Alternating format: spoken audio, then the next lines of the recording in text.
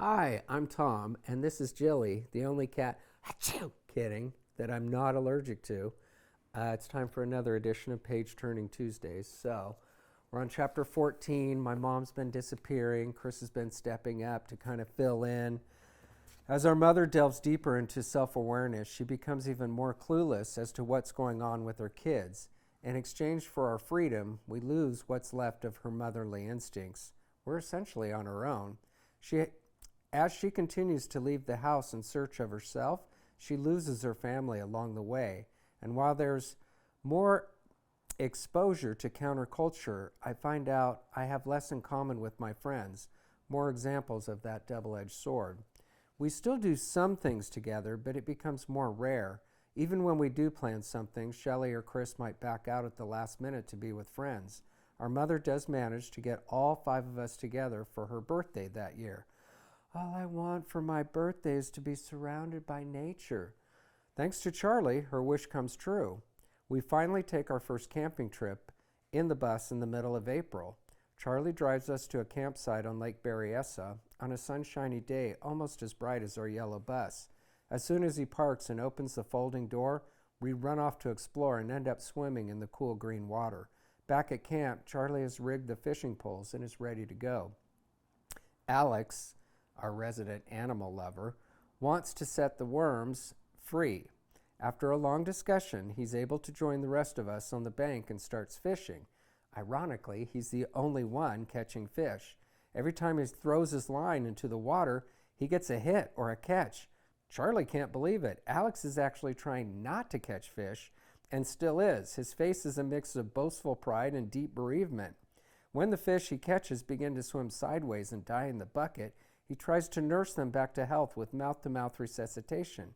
He loves all creatures, big and small, wet and squishy, and his heart is breaking. He can no longer contain his sorrow and starts bawling his eyes out. He begs Charlie to set the bucket fish free. Charlie refuses to waste perfectly good food. Alex throws his pole into the lake and runs into the woods screaming. Chris is able to coax our little brother back to camp by reassuring him that he doesn't have to eat any fish. Marilyn forgets her organic flour, so she crumbles up crackers instead and fries the fish in batches over the fire. It's delicious.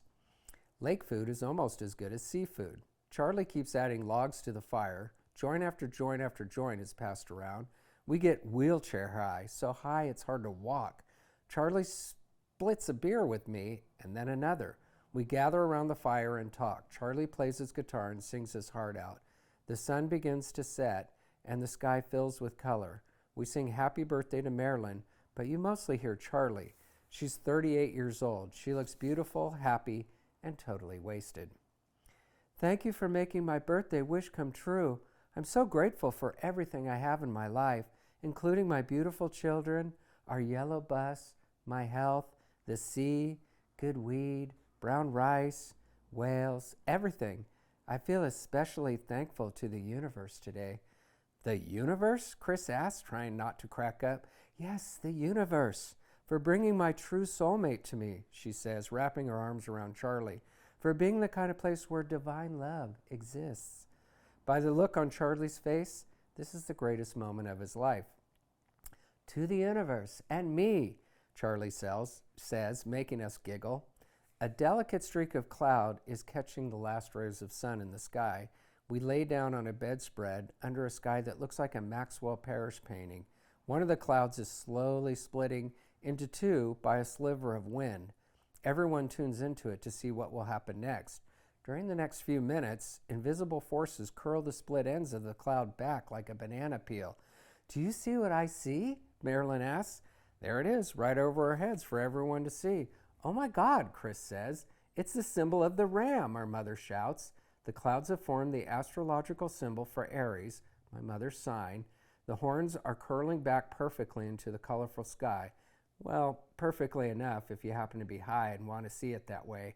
It's perfect to us. Marilyn is beside herself. Can you believe this? Pretty far out, right? I love it. To her, this is a genuine cosmic phenomenon of immense significance and meaning. Marilyn takes it as a sign from Mother Nature that she's on the right path, with the right person at the right time. Happy birthday, babe. I'll never tell you how much that cost me to do that for you. Charlie says sincerely. We bust up laughing. His timing and delivery are perfect. We roll the blanket back up, cracking up, trying to catch our breath. Then Mom sketches the scene into her journal so she can remember the moment forever. A little later on, while we're sitting around the campfire again, Marilyn gets that funny look in her eye. The one she uses when she has something deep and serious to say. When she has everyone's attention, she begins and speaks slowly as if each word has to be pronounced exactly right. And she's about to make another kind of earth-shattering announcement, and we'll save that for the next episode. So make sure you tune in next Tuesday for another episode of David. Okay. Thank you for tuning in. Bye.